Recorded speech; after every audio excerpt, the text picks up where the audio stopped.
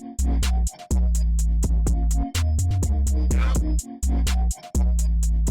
a League of Their Own podcast is brought to you by Smooth My Balls. Are you sick of snagging your nuts or cutting yourself with a generic Bic razor or generic clipper? Well, now you don't have to worry. Smooth My Balls offers a 5-star below-the-belt care for men, starting with the Turf Chopper 3.0, the next level razor that provides a very smooth and clean finish with no cuts on your sack. And coming in for the closer, you got the Pube Muncher 1.0, a compact mini vac that cleans up the job with no hair left behind. Head over to smoothmyballs.com today and use code LEAGUE at checkout for 15% off your top of the line men's grooming kit. Again, that's LEAGUE, LEAGUE, for 15% off. Smooth My Balls, shave like a pro. Rep Sports. Rep Sports is a leading supplements and nutrition company that provides everything from pre-workout and protein to recovery supplements. If you're looking for a healthy pick-me-up, Rep also offers Raise Energy, a zero sugar drink that helps with workout and recovery, mental focus as well. Head over to repsports.com today and use code LEAGUE for 15% off your order. That's LEAGUE for 15% off. Golf kicks. Tired of wearing the same old boring golf shoes? Not the most comfortable?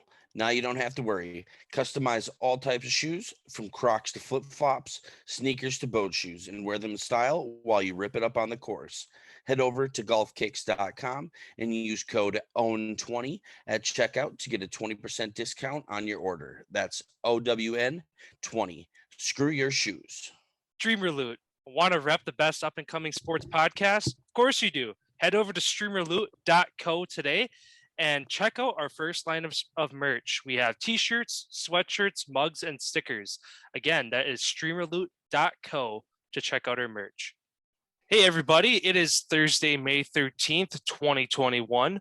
Forbes releases their list of the top paid athletes over the last year. And will the Colorado Avalanche win this year's President's Trophy? There goes that man's jockstrap.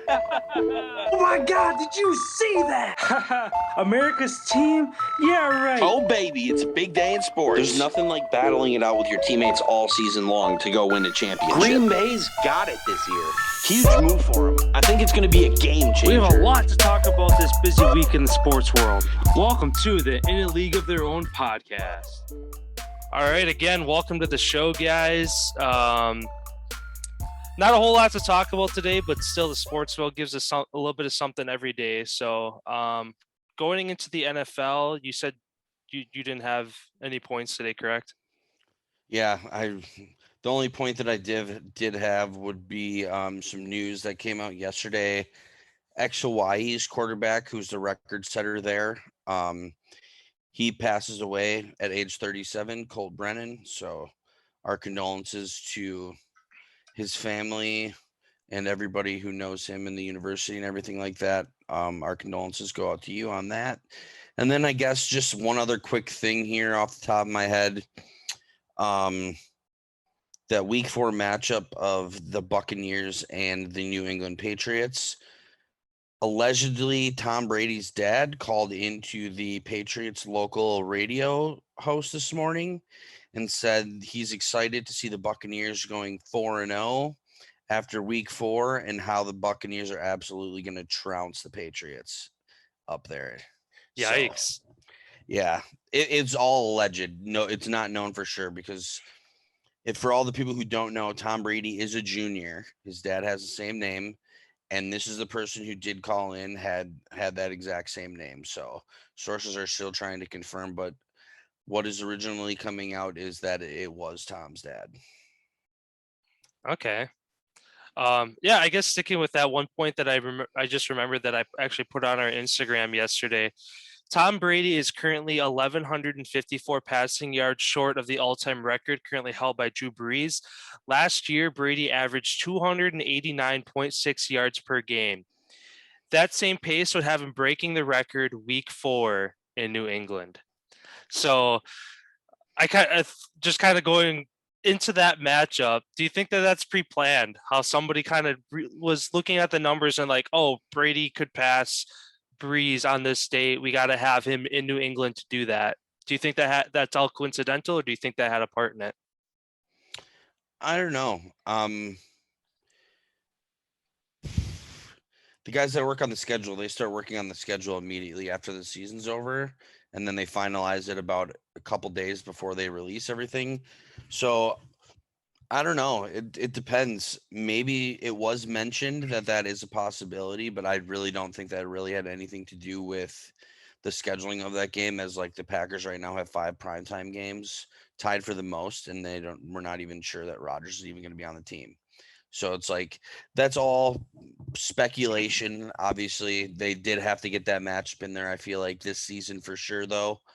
And all is to be expected, like how cool would that be if he does break the record? And of course, they're going to have some sort of celebration for Tom Brady and Gronk returning to New England. Like, I guarantee you they play a video on the board and do all that type of thing. And it's a really cool moment for them coming back to the area. So I feel like no matter what team you're on, if you're a Tom Brady and Gronk fan, I feel like that's going to be an amazing game for you this year, as you're going to have 2 teams to really root for.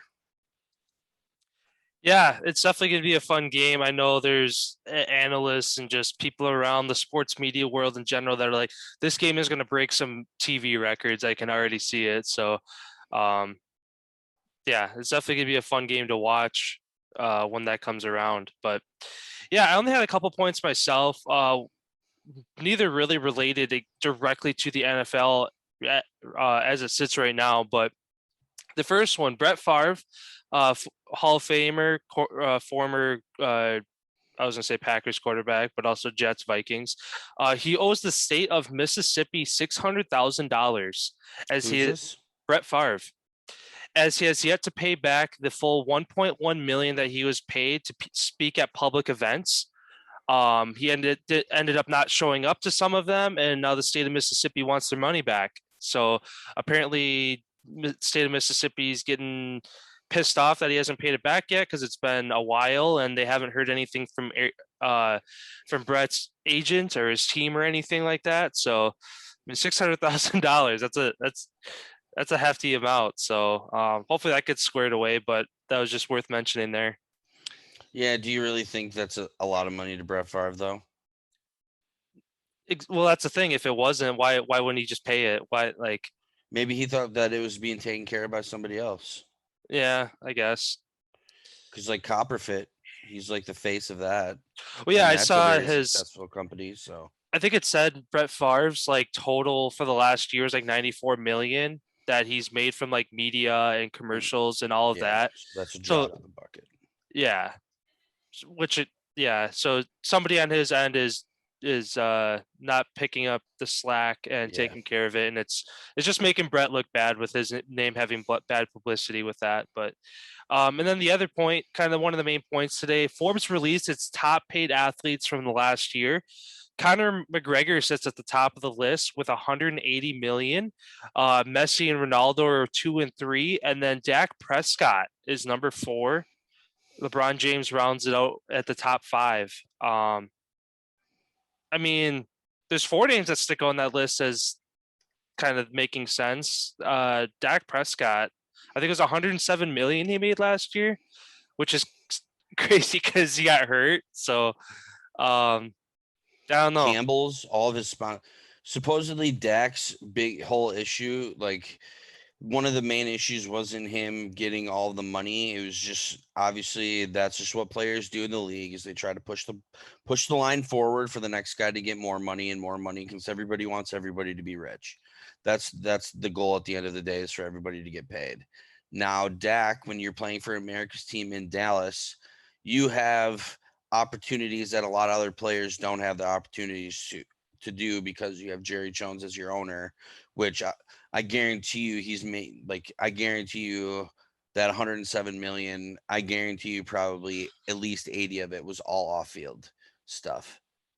Like he did the Tempur-Pedic now, the bed, the rehab stuff. Like, he's the face of everything. Like, he's, good looking dude, and he fits the role of being in the face of like the cameras. Like, he speaks well, perfect guy. You know, like America's team, Jerry Jones did a great job of picking him to be the quarterback to like represent. He's like that Romo-esque type, stand in front of the camera, really good spoken, that type of guy. So yeah, he's definitely going to make a fuck ton of money for the rest of his career, especially since he just did sign that new contract too, which probably wasn't even a part of this.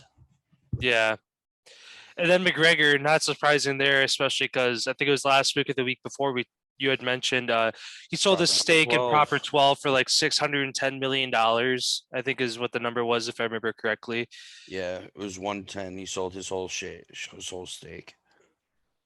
But yeah, it's crazy money. Obviously Forbes releases this list every year and doesn't really change a whole lot. Usually McGregor's on the top 10. Messi, Ronaldo are always up there. LeBron James because of his off the court kind of stuff as well. I think another notable one, I think Kevin Durant was the 10th paid. I think he broke the top 10, I want to say. But yeah, so yeah, I got one more thing here on the NFL. Okay. Coming out, Teddy Bridgewater speaks out now that he is out of Carolina. And I don't know for anybody who's paid attention and watched our little predictions of how these teams are going to do last night. I have the Panthers doing the worst in the NFL. And Teddy Bridgewater speaks out about their practices, saying, we didn't really do much of anything when I was there. They didn't practice 2-minute drills. They didn't practice red zone. They didn't practice on Fridays at all. And then on Saturdays, all they would do is give the guys like 5 to 10 live reps and hope they could go out there on Sunday and play. So seems like it's pretty piss poor coaching over there in Carolina. I don't even know who is their head coach. I don't remember. I want to say Ron Rivera, but he's at Washington right now.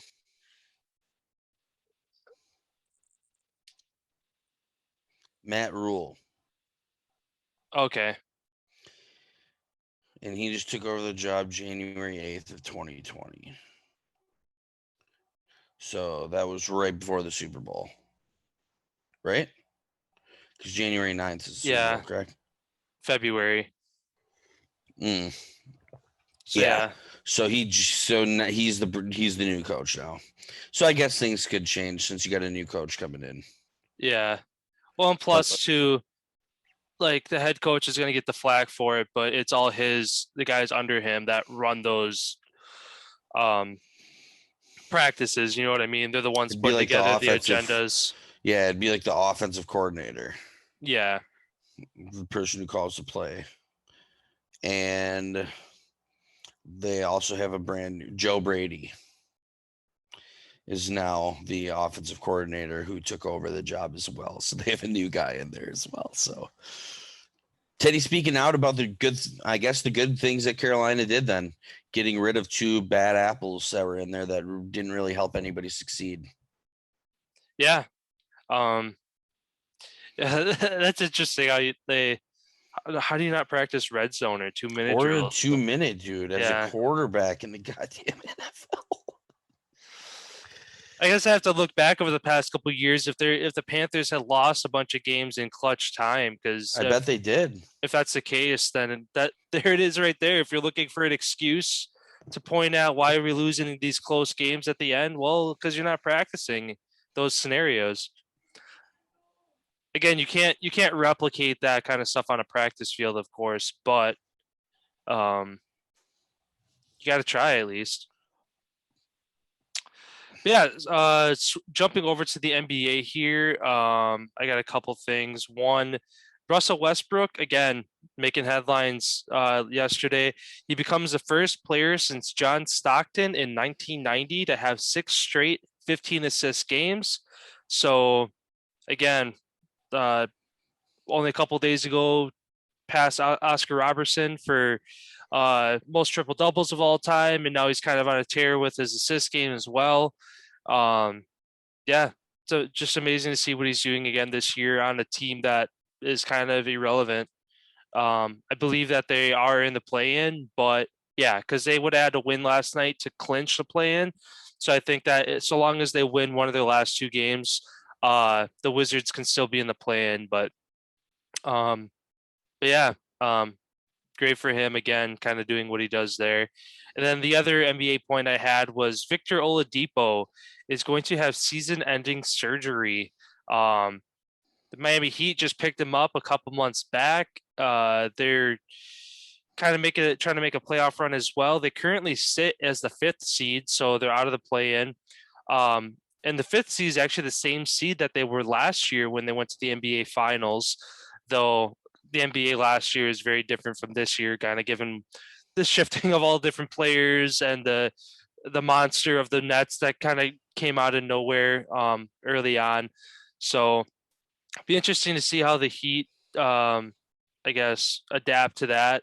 And then Bam Adebayo as well, after I believe it was yesterday or the day before his game, came out and said, I'm Defensive Player of the Year, and then dropped the mic and left. So I know we've been talking about how either Ben Simmons or Joel Embiid's going to get it, and Bam Adebayo is trying to throw his hat in the equation as well, which I can definitely agree with. He's definitely one of the top defenders in the game. So yeah, we'll see kind of how those end of the year awards shake out, but yeah. Yeah, I got a couple points as well on the NBA.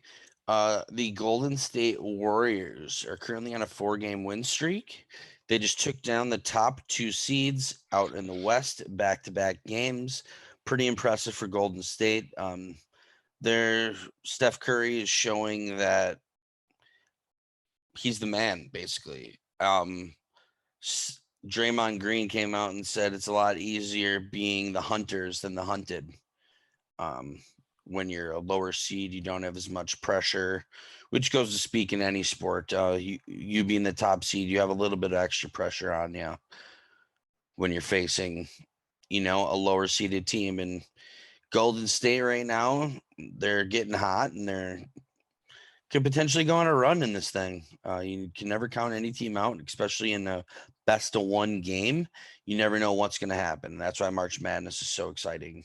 And same with like the NFL, because you're just playing 1 game. The Lakers are still alive for the 6th spot to avoid play-in tournament after Kyle Kuzma hits a game winner last night, led a layup for the buzzer. Their third win in a row. LeBron and AD out last night. They were there, however, for the banner presentation, and they did say that they are going to be back full strength and ready to run at it again. What do you think? Do you think that they hold on and get that 6th spot? Yeah, it was definitely an impressive win last night. I know we were kind of talking because they played the Rockets last night. They ended up only winning by 2. But also on top of LeBron and AD being out, so was Caruso and Dennis Schroeder. So 4 of their starters were out. Schroeder, yeah. Schroeder, did I say Schrodinger? Yeah. That's a fucking science experiment. Schrodinger's cat. Anyway, but yeah, having 4 of your starters out and still winning. Yes, it's a depleted Rockets team, but still, it's the NBA. They're all professional teams. To have 4 of your starters out and still win is obviously good. Yeah, I mean, it's going to be interesting to see if they can get to that 6th spot. Are they still a game back from the Trailblazers? I believe the Trailblazers won last night as well, or 2 nights ago, whatever it would have been. So, the Mavericks and Trailblazers are both tied for the 5th and 6th. Trailblazers. Yep, they both. It's a 1 game. Okay, I see that now. Yeah, so they sit a game back. Again, the Trailblazers have the tiebreaker. So, but the Trailblazers play the Suns and the Nuggets, 2 of the top teams in the West to end the season. And they did just beat the Jazz last night. Yeah. So if the Trailblazers win 1 more, it's done. The Lakers are stuck in the play-in. The Blazers would have to lose both of their last games, with the Lakers winning both of their last games to get up to the 6th seed. And the Mavericks play the Timberwolves. Which should be a win. That should be a win. And they play the Raptors tomorrow, which also should be a win. So Mavs are probably going to take the 5th spot. Portland and Lakers are that'll be interesting to see who gets that 6. Because like you said, Portland's got 2 tough games against 2 fucking good teams. Yeah, and then the Lakers, who do they have to play? They have Pacers on Saturday and the Pelicans on Sunday. Okay, so 2 2 sub wins. 500 teams. But yeah, again, the Lakers have to win both, and the Blazers have to lose both for the Lakers to get out of the play-in. So, then they'd be tied, and then they'd have the Lakers have the head-to-head. No, I said the Trailblazers have the tiebreaker. So then, isn't there no way? Oh, why am I thinking it's a half game, right? Just like baseball. No, it's a full. They're a full game back right now. If the Lakers won one, and then the Blazers lost one, they'd be tied. Okay, I was getting confused. For some reason I thought it was like baseball where it's a half game if you get the win. So that's why I was like, then there's no way for the Lakers to get it then, because if they're a full game back, that's 2 wins. There's 2 games left. They'd tie, and then Portland has a tiebreaker, so there's no way. But yeah, Well, I keep that confused. The Blazers could, if the Blazers lose their last 2 games and the Lakers win their last 2 games, then they get the 6th. Yeah, I get that. 6th. I had it confused in my head like it was baseball. Oh, though, and like how even if they lost their last 2, the Lakers winning their last 2 are only going to get a full game because it's a half a game a win.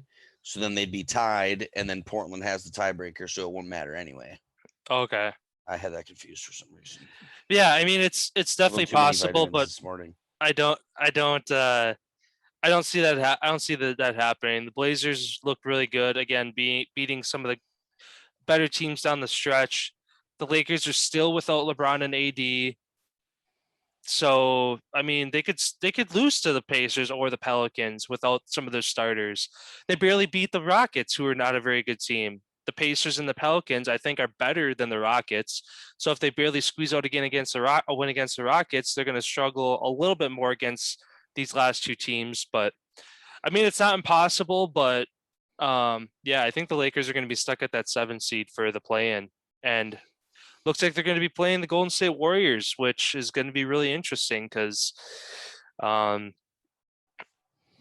could definitely see Golden State winning that game, and then the Lakers fall to play whoever the winner of 9 and 10 is, who currently is 9 and 10 in the West. Memphis and San Antonio. So if the Lakers do fall, I could see them easily taking care of either of those teams for a best of 1 for that 8th seed. But I definitely think that Golden State would take out the Lakers to the play-in tournament. Unless AD and LeBron play, then I could see it being a closer game. But yeah. Yeah, and then my last 2 points here on the NBA really quick. Kareem Abdul-Jabbar has now been awarded by the NBA with an award going forward called the Kareem Abdul-Jabbar Social Justice Champion Award.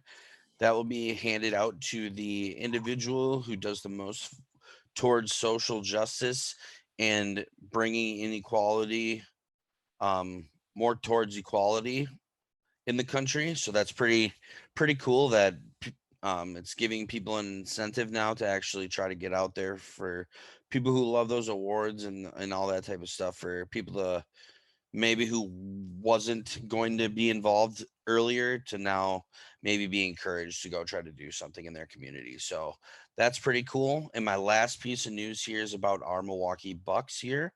Right before the end of the season, they add guard Elijah Bryant, who spent the last 2 seasons playing in Israel for the Maccabi Tel Aviv. He plays 26 years old. He played a total of 100 games over there. He's a 6'5" guard. He averages like 11 points a game, 3.3 rebounds, and 2 assists while shooting 47% from the field. So Bucks adding him to the team, hoping that he's going to give him some push off the bench coming for the playoffs here. He was undrafted in 2018, and he played 4 games for the Bucks in the Summer League in 2019, averaging 15 points in 23.3 minutes already. So the Bucks are already familiar with this guy. Had him go overseas, work on his skills a little bit, and now we're going to bring him back for the offs. I feel like this is a great move for the Bucks. Depth always is a great thing to have, especially when there are times that Giannis does struggle down the stretch. So the more guys you have on the team, the little less you can take off of Giannis' shoulder that he's got to do it all. Yeah. Aside from Giannis, the person I'm looking forward to most for him kind of taking some minutes Middleton? away is Pat Connaughton. I do not like Pat Connaughton. I don't know.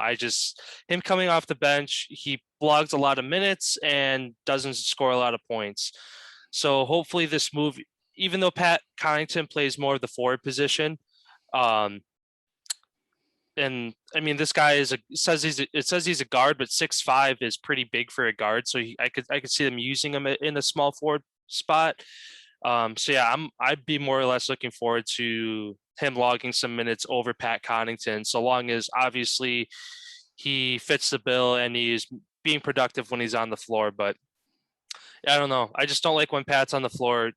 Dumb turnovers, missing open shots, and a couple of games they've lost by a couple points. I always put my thumb on Pat Connaughton and say, hey, if you would have had one less turnover or would have made one more basket, they would have won that game. So he's just one of those guys that I hope they get rid of in this offseason. But yeah, so yes, kind of sticking with basketball, switching over to the NCAA though. Number 4 ranked player in the country for basketball for this upcoming year, Patrick Baldwin Jr.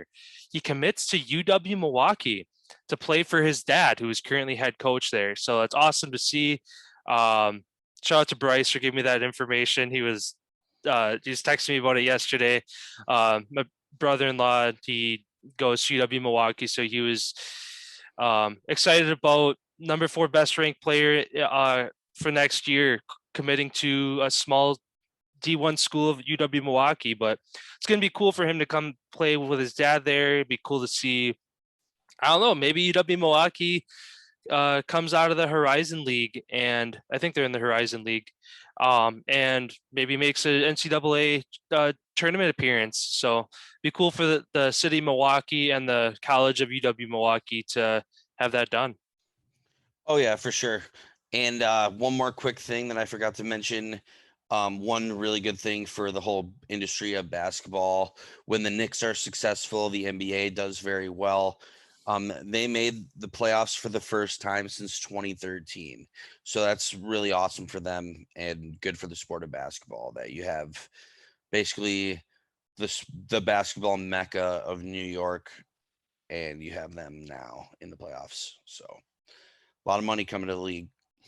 Yeah, I know Stephen A's happy about that. He talks about the Knicks all the time, and well, it's just their organization with what they've been to basketball. It's just like if they're doing good, the league's doing good.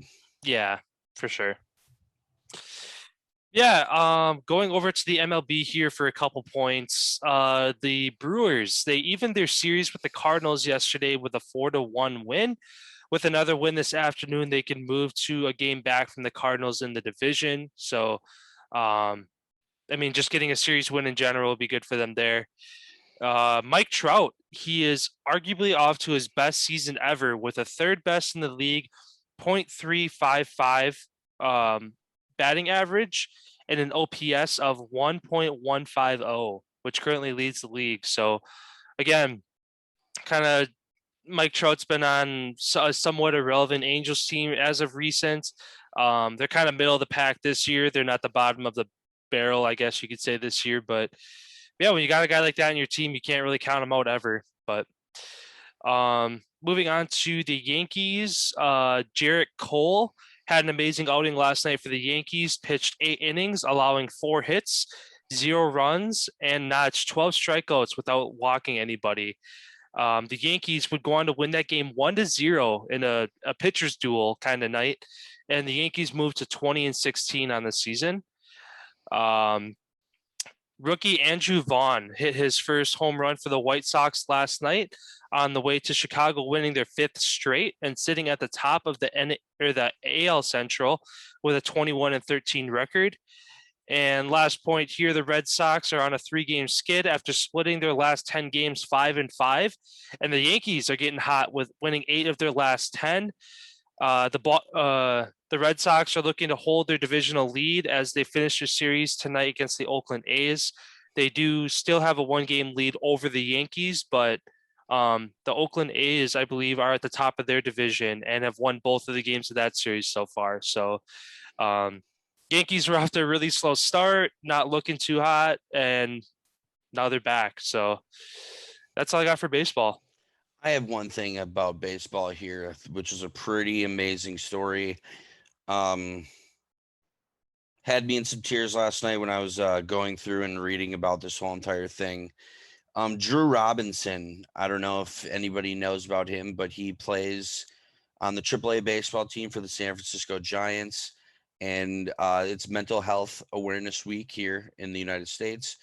And he last night hits his first home run of the season 13 months after he lost his right eye after a suicide attempt. Last season, he said last year he was going through a very dark time and he didn't know, he didn't feel like living anymore. So he put a gun to his head and pulled the trigger, and he ended up losing his right eye. He lost smell and some taste. And he said when he woke up about 20 hours later, he realized that was the biggest mistake that he's ever done, and that he wants to live. I don't really want to take too much from him speaking in his own words. You can go watch his story on Hulu if you have Hulu. It is called Alive, the Drew Robinson story. And just pretty amazing to see somebody battle back from, just wanting to step away from it all and to be able to be successful at what he's doing. And for all the people who talk about him now, it's just like, he's one of the greatest people you'll ever meet. So pretty cool. Just had to mention that. Yeah, for sure. I definitely remember seeing about that. I'm glad you brought it up, but yeah, amazing story there. Did a little bit of digging into it as well. I haven't watched the thing on Hulu though. I'll definitely have to do that. So, yeah. So throwing things over to you, NHL playoffs just around the corner. What's going on over there? So first, I'm going to get to the Seattle Kraken, the newest team in the NHL.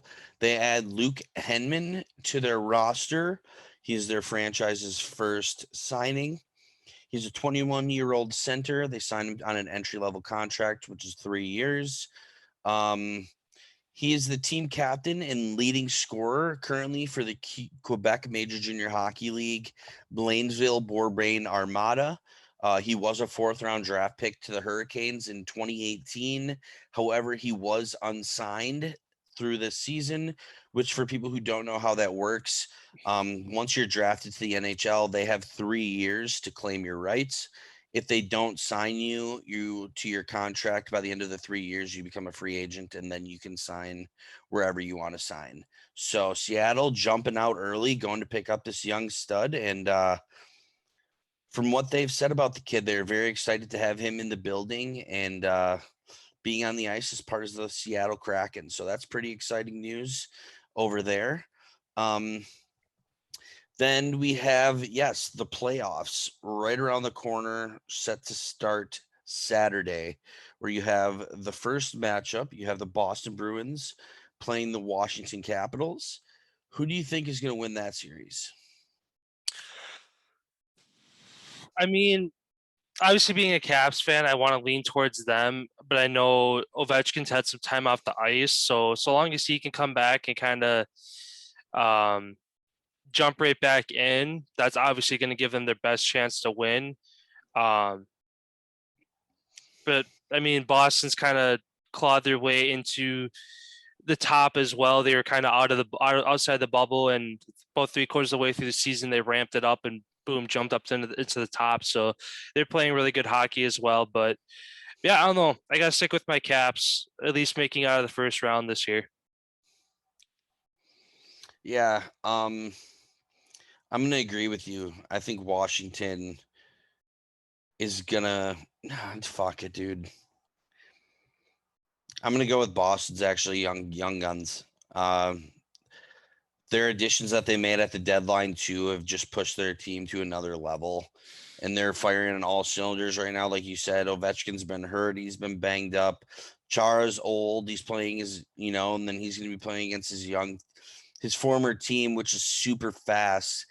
Like the Capitals don't have the speed to keep up with the Boston Bruins for 7 games. If it goes 7 games. So Caps either got to get it done in 4 or 5. Otherwise, Boston's gonna take it home because they just have too much depth. They're young guys. They're just a really young team, and Pastas, Marchand, and Bergeron, one of the greatest lines to ever play the game. You know that they're good for a good, I don't know, 3 points a night, 5 points a night. So it's going to be interesting to see who wins that one. But yeah. And then let's move on to Sunday's matchups. We have the New York Islanders taking on the Pittsburgh Penguins. Who you got in that series? Gotta go with the Pens. The Islanders kind of snuck in at that 4th spot. Again, Sidney Crosby. That's all there really is to say about that matchup. Penguins probably take that series in 4 or 5 games. I don't even know if the Islanders would even win a game in that series, honestly. Yeah, I think the Islanders they'll win. They'll at least win 1 or 2. But yeah, Penguins are going to win. Sucks for the Islanders losing their captain to a season-ending ACL injury, and then they have a couple more injuries happen along the way. Penguins are now back to full strength. They're getting Evgeny Malkin back, the machine. Plus, they added Jeff Carter, he scored 9 goals in like 13 games that he's been with Pittsburgh. So he's been on a tear.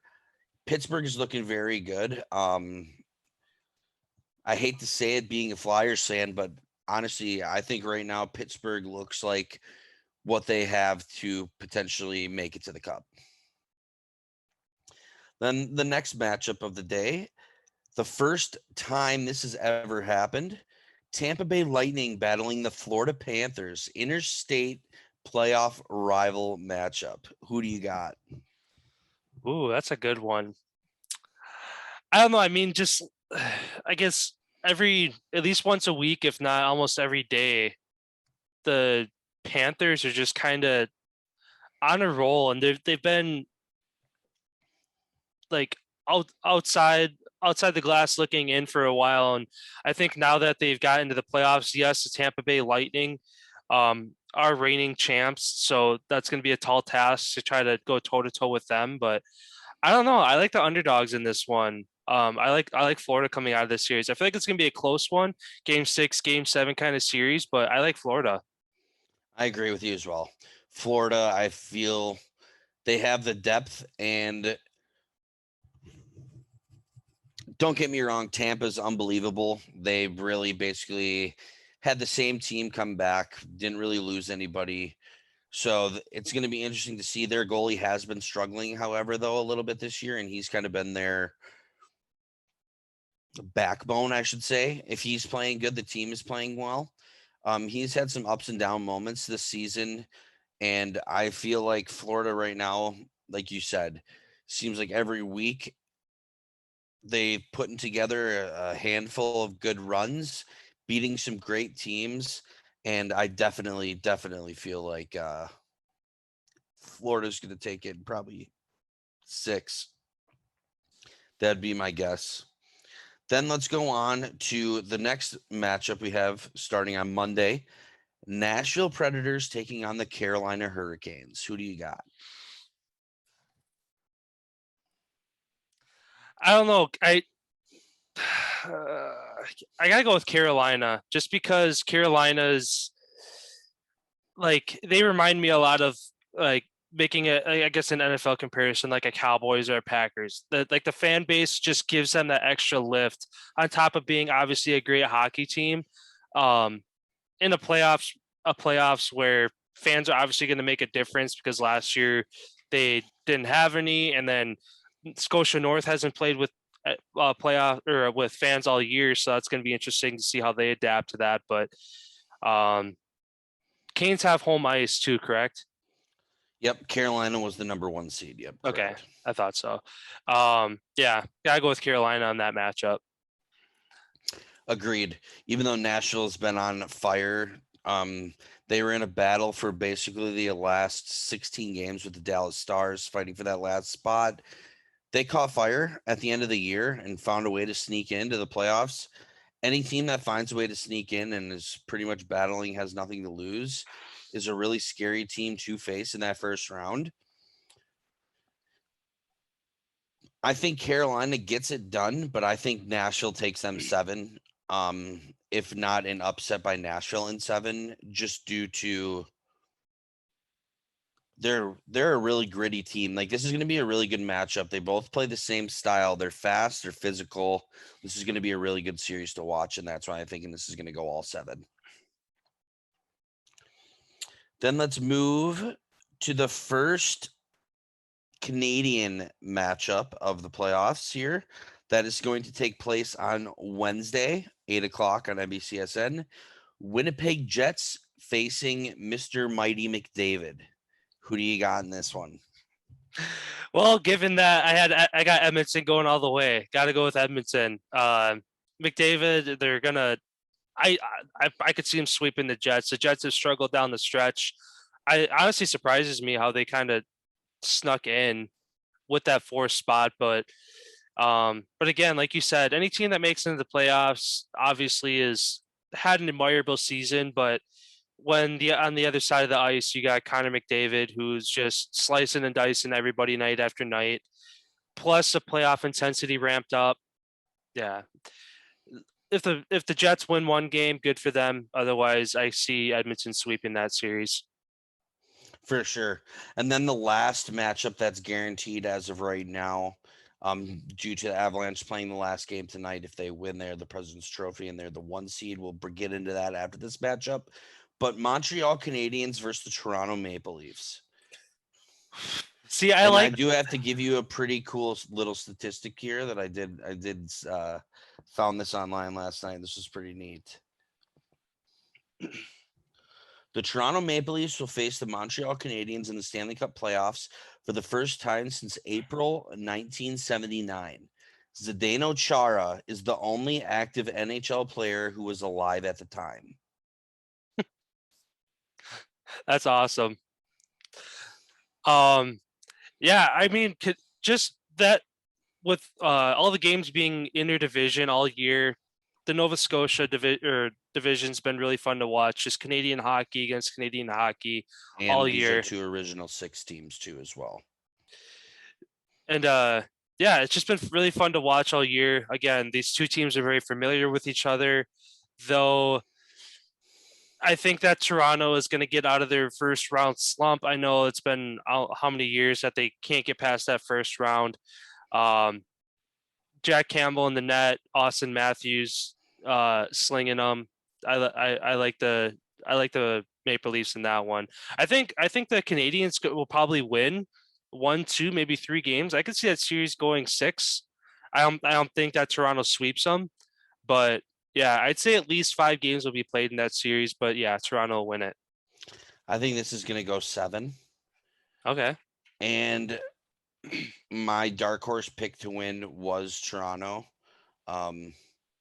So I do think Toronto will squeak by. They just have the skills that Montreal doesn't. Montreal's just a little bit too big and a little slow on the back end. Their defenders they got Petrie, who's a hell of a defender. He's the one that can basically get up and down. Where the Leafs, every single member of their team is an offensive threat. Even their defensemen jumping up into the play, skating the puck. You don't really see that too much from the Montreal defenders. I think Toronto's just too deep. It would be awesome to see Montreal win and get past, obviously, due to Cole Caulfield being on the squad. And he did score and get an apple last night, so that was pretty cool for him. But yeah, I just think Toronto's just got a little bit too much firepower, and Austin Matthews scoring at the rate that he's scoring, Mitch Marner right on the line with him, producing how he is producing, is just insane, I feel like. And then yeah, you finally have a goaltender in Jack Campbell who can stand in the net and get it done for you. So that, yeah, I think that's going to go 7 though. And yeah, Toronto, I think, just got a little bit too much firepower for Montreal to be able to bite off in that one. And then getting down to the last matchups here, it's either going to be, well, I'm just going to predict it for how it's pretty much going to be. For those of you who don't know, Colorado played the Kings last night, and they play them again tonight in the last regular season game for them. They won 6-0 last night, and they didn't even have all their guys playing like the full minutes that they normally are playing. So tonight you can expect the same thing. Maybe not 6-0, but you're going to see the Avalanche win, so they will get that President's Trophy spot. So Vegas will then move to the 2 seed. So it will be Colorado taking on the St. Louis Blues. That will start on Monday. Who do you think is going to win in this series, the Avalanche or the Blues? Ooh, I like this one. Blues are hot right now. Blues, they kind of, my gosh. But the Avalanche, they've just been obviously going to probably win the President's Trophy tonight. Putting up the most points in hockey is obviously something to write home about. Ooh. I'm gonna give Colorado the benefit of the doubt, home ice, 1 seed.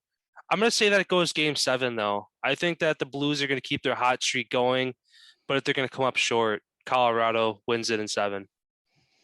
I got the Avalanche in 5 here.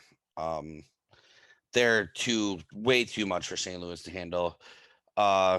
Yeah, it was amazing to see St. Louis battle as hard as they did to get into the playoffs here. But this ain't nothing like when they won the cup. That season they were in last place like halfway through, and then they went on an incredible run. This is nothing like that. If it were to be a run like that, then maybe we'd have something to talk about here. But no, Binnington's been too wishy-washy in net for him. You never know when he's going to lay an egg. Plus the scoring power that Colorado has, currently scoring the second most goals in the NHL this year, right behind Vegas. The only 2 teams to have a differential of plus 60 or higher, which is fucking insane in a 53 game or 56 game season. Yeah, Colorado's way too much for them. And then it's going to be Vegas and Minnesota Wild battling it on. Ooh. Minnesota Wild's been kind of quiet this year for being a 3 seed. Because they were outside for a while, and then kind of down the stretch they put together some good runs, got up to that 3 seed. But I don't know.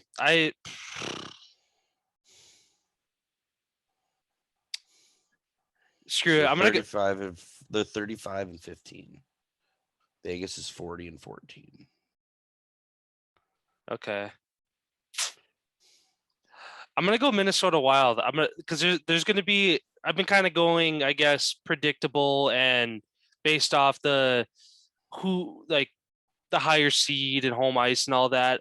I'm gonna say Minnesota Wild. This is gonna be the head scratcher matchup of what happened to Vegas, and Minnesota is gonna put together a good series. I'm gonna say Minnesota wins it in 6. Yeah, I think this is probably going to be the second best series, if not tied with Toronto, Montreal for the series. Actually, Washington and Boston is going to be pretty gritty too. Like those 2 teams fucking absolutely hate each other, and Florida and Tampa.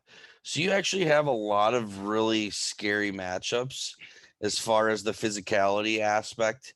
For those of you as well who don't know, in the playoffs, you see hits in a regular season game, probably around like maybe 30 between both teams.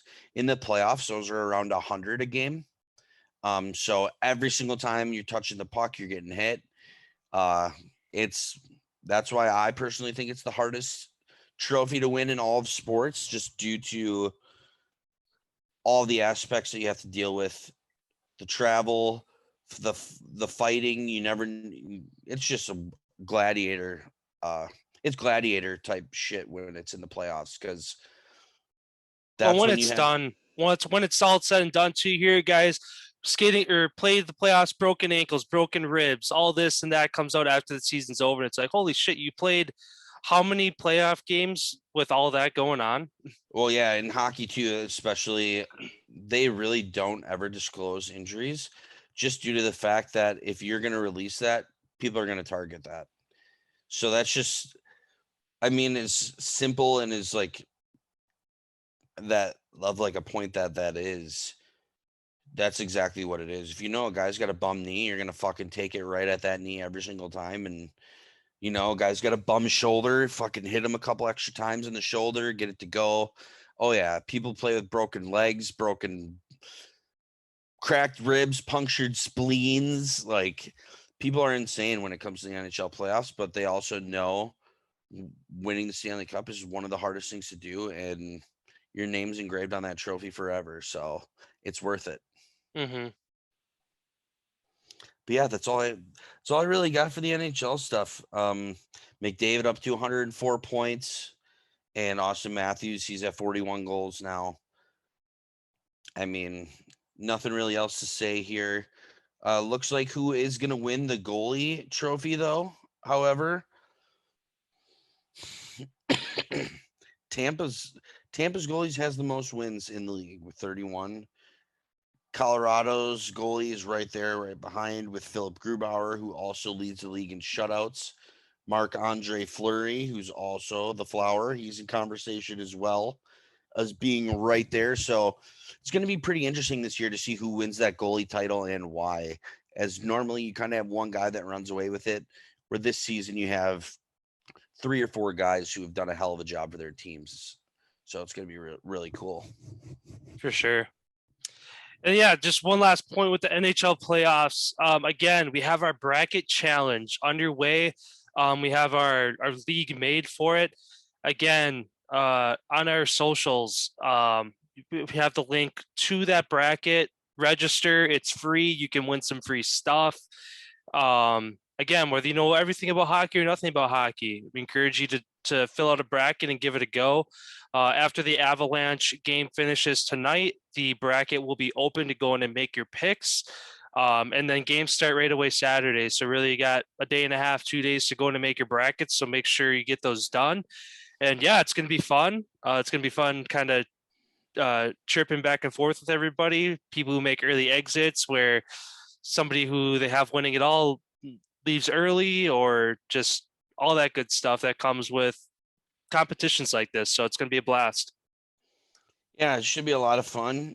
We encourage you guys to get out there. We do have some prizes going away, definitely for the top 3, if not the top 5 people who place in the tournament. Thanks again for stopping by, and follow. Head on over to our socials, give us a like, subscribe to our channels, YouTube, TikTok, Instagram, Facebook, Apple Podcasts, Spotify, Google Podcasts, pretty much everywhere and everywhere. You can find us in A League of Their Own podcast. We also have some merch currently out there. I believe we do have the link for that in our bio as well on Instagram. Yep, this should be in there. So you can head on over there and check that out as well. And yeah, thanks again, everyone, for hanging tight with us. We know last night's episode was a lot, going through the NFL mumbo jumbo. That's always a lot, and people giving their speculative picks and yada yada yada yada. Probably the millionth people to do so, and we hope we weren't just a bunch of stooges wasting your time, but we love to do it, and we hope you guys enjoyed it too. And yeah, we will see you guys tomorrow. Sounds good. See you tomorrow.